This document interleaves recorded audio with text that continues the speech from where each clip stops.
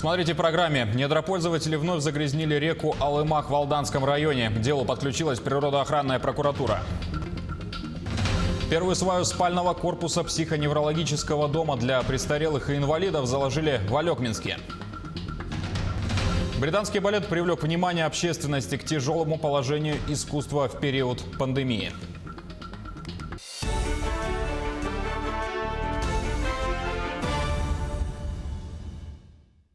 Эфир нашего телеканала продолжаем новостями к этому часу. В Абыйском районе произошел массовый замор рыбы. Его обнаружили местные жители. Как выяснили в Минэкологии Якутии, явление произошло на озере Чад, вблизи населенного пункта Сутароха. Этой зимой озеро слишком сильно перемерзло, в результате чего от нехватки кислорода рыба погибла. Абыйская инспекция проведет рейдовую проверку с отбором проб воды и рыбы. На данной территории промышленные объекты отсутствуют, поэтому явление связывают с природным характером. Недропользователи вновь загрязнили реку Алымах в Алданском районе, сообщает Минэкологии Якутии. На место выехали госинспекторы Алданского комитета госэкологического надзора. В ходе проверки будет проведен осмотр территории акватории, береговой линии водных объектов, отобраны пробы природных сред. Кроме того, по требованию Якутской природоохранной прокуратуры в отношении недропользователей проводится внеплановая выездная проверка. Инспекторы ГИМС проводят ежедневное патрулирование и рейды на акваториях Якутии. Напомню, что на сегодня в связи со сложной эпидобстановкой на территории городского округа город Якутск навигация закрыта. Патрулирование ведется от Кангаласского до Табагинского мысов. Кроме того, с гражданами, находящимися на берегу, проводятся профилактические беседы с вручением памяток. За нарушение правил эксплуатации судов грозит штраф от 5 до 20 тысяч рублей. В рамках месячника безопасности людей на водных объектах в летний период инспекторы ГИМС ежедневно проводят рейды и патрулирование. Сегодня проводится рейд инспекторов ГИМС Якутского отделения на поднадзорной территории по выявлению несанкционированных выходов маломерных судов до официального открытия навигации. Навигация для маломерных судов, используемых в некоммерческих целях, открыта в 10 муниципальных районах. Но на территории якутского участка навигация не открыта. От Кангаласского мыса до Табагинского мыса. Сегодня на территории республики на нарушителей составлено более 40 протоколов. Особое внимание инспекторы ГИМС во время рейдовых мероприятий уделяют детской безопасности. А участковые и инспекторы ПДН с 1 по 10 июня проводят операцию «Мотоцикл» на территории Якутии. Операция призвана предупредить и пресечь нарушения правил дорожного движения водителями мототранспорта, в том числе несовершеннолетними. Так, в Чурапчинском районе за последние дни произошло 2 ДТП с летальным исходом. Сегодня около 2 часов ночи на 170-м километре впад Колыма произошло ДТП, в результате которого погиб 40-летний водитель. А буквально вчера на 178-м километре произошло похожее ДТП с гибелью молодого человека. Погибший не имел права управления транспортом. Перед смертельной поездкой он распивал алкогольные напитки. Так, в данной операции нарушили 6 административных правонарушений, которые ездили за рулем без прав. Они были штрафованы с 5 до 15 тысяч рублей. А водители, которые ездили в состоянии алкогольного опьянения, грозит штраф в размере 30 тысяч и лишение прав до 1,5 года. Капитальный ремонт автомобильной дороги продолжается в Вилюйском районе. На участке ФАТ-Вилюй с 542 по 560 километры работы начались еще в августе 2018 -го. Первые 8 километров подрядная организация сдала осенью прошлого года. В 2020-м проложат еще 10 километров асфальта. Сейчас работа идет полным ходом, ведется отсыпка для прокладки полотна. Работу начали в марте этого года. В марте производились такие мелочные работы, как завоз материалов. И сейчас делаем отсыпку земполотна, отсыпку, планировку и стабилизацию рабочего слоя. Впоследствии, на следующей неделе, может через дней 10-12, начнем укладку асфальта. Состояние станков в ленских авторемонтных мастерских будет контролировать электроника. Новое оборудование будет учитывать ресурс станков и выработку часов персонала. Роман Токмаков узнавал подробности.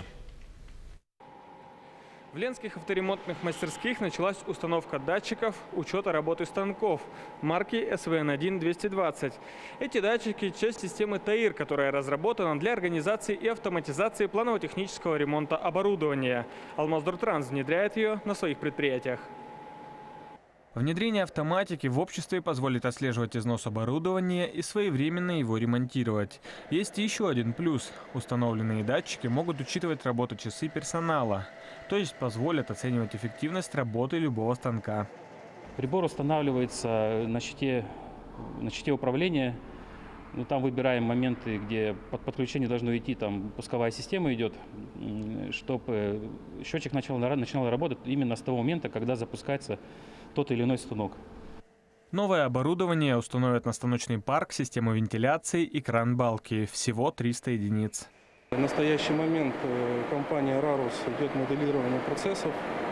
То есть в течение этого месяца они заканчивают моделирование, то есть и приступаем к внедрению данной системы на базе 1С Альфа, которая у нас установлена на ремонтном подразделении «Арма» для транспорта. Ввод системы в эксплуатацию назначен на 3-й квартал текущего года, после чего с помощью пары кликов можно будет отследить всю информацию по выработке того или иного оборудования. Роман Токмаков, Анатолий Гуськов, телеканал «Алмазный край». Работа над национальными проектами не останавливается. Одним из уже реализуемых объектов в рамках нацпроекта «Демография» предложено президентом Владимиром Путиным стало начало строительства в Алекминске спального корпуса на 200 мест для психоневрологического дома для престарелых и инвалидов. Площадь здания составляет более 7 тысяч квадратных метров, стоимость порядка 600 миллионов рублей. Ольга Валерьевна, разрешите установить первую сваю, как говорится, золотую на место? Первая свая на площадке, где развернуто строительство спального корпуса психоневрологического интерната, торжественно установлена. Событие значимое. В интернате на сегодня проживает 376 человек. 5 лет назад введен в строй спальный корпус. Но, конечно же, этого было мало. Проводится большая работа по изменению стандартов оказания социальных услуг. Эта работа вся направлена, чтобы улучшить качество оказываемых услуг гражданам, проживающим в стационарных учреждениях. Условия проживания на сегодняшний день, предположим, у нас скученность большая, по 6, по 10 человек в комнатах живут. С вводом этого здания у нас по 4, в некоторых местах и по 2 человека будут проживать. Эти годы вопрос обозначался на всех уровнях и, наконец, благодаря национальной программе демографии и региональному проекту «Старшее поколение», проживающие в интернате получат по-настоящему комфортные условия. Проще будет выполнять свои функции и работникам. Площадь этого здания более 7 тысяч квадратных метров. С проектной стоимостью этого здания более 600 миллионов рублей. Строительство рассчитано на 3 года. Ввод в эксплуатацию здания запланирован в 2022 году. На этом учреждение уже полностью все строительство закончит, будет отвечать всем требованиям санитарных норм, противопожарной безопасности. А мы, коллектив, со своей стороны будем работать над улучшением предоставления качественных социальных услуг. Вся церемония проходила в формате онлайн. Прямо во время церемонии присутствующих поздравили члены правительства. Президентом страны Владимиром Владимировичем Путиным на сегодня поставлена задача забота о нашем старшем поколении. В майских указах президента определены его основные приоритеты. И сегодня на территории Алекминского улуса реализуется национальный проект «Старшее поколение». Елена Фаст, Алекминск. Участников голосования по поправкам в Конституцию в Якутии обеспечат средствами защиты от коронавируса. Об этом заявили в пресс-службе Госком ОБЖ региона. Также в целях безопасности средствами защиты обеспечат членов избирательных комиссий, наблюдателей и представителей СМИ. После закупки средств одноразовые маски, перчатки, халаты, а также бесконтактные термометры и экраны для защиты лица передадут в райцентры и городские округи. Голосование за внесение поправок к Конституции России пройдет 1 июля. В республике будут действовать 799 участковых избирательных комиссий, в том числе 8 временных.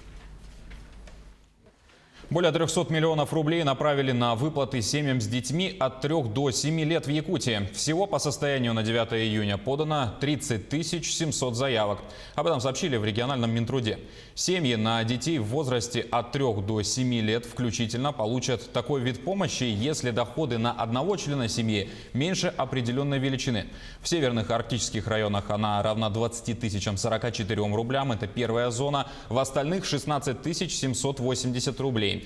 Размер выплаты на одного ребенка составит 50% величины прожиточного минимума для детей, установленный по зонам республики, и составит в первой зоне 10 274 рубля, в второй зоне 8 651 рубль.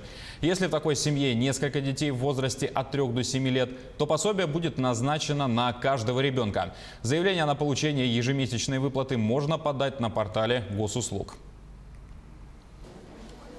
Артисты британского королевского балета сняли короткометражный фильм, в котором танцуют на пустынных улицах Лондона под песню The Rolling Stones. Проект призван подчеркнуть тяжелое положение деятелей искусства во время глобальной пандемии коронавируса. Обо всем и по порядку. Анастасия Дмитриева. Хотите решить проблему – танцуйте. Вероятно, этим правилом решили воспользоваться солисты британского королевского балета и сняли клип на песню Rolling Stones «Living in a Ghost Town», живущая в городе призраков, выпущенную группой в апреле. Звезды сцены Уильям Брейсвилл и Рис Кларк среди прочих солистов вместо пуантов надели кроссовки, чтобы станцевать на залитых солнцем тротуарах и булыжных мостовых. Декорациями стали в том числе фасады закрытых театров Лондона, Шекспировский глобус, Королевская опера и Альберт Холл. Одним из авторов и хореографом проекта стала балерина Мелани Хемрик, она же партнерша Мика Джаггера, которая в 2016-м родила музыканту сына. Режиссерами фильма также выступили актрисы Джоанна де Фелис и Меган Грейс Хинкис. Продюсеры заявили, что хотят привлечь внимание к культурному сектору, которому угрожает неумолимое давление COVID-19. Проект направлен на сбор средств для благотворительных организаций, оказывающих финансовую и эмоциональную помощь театральным работникам.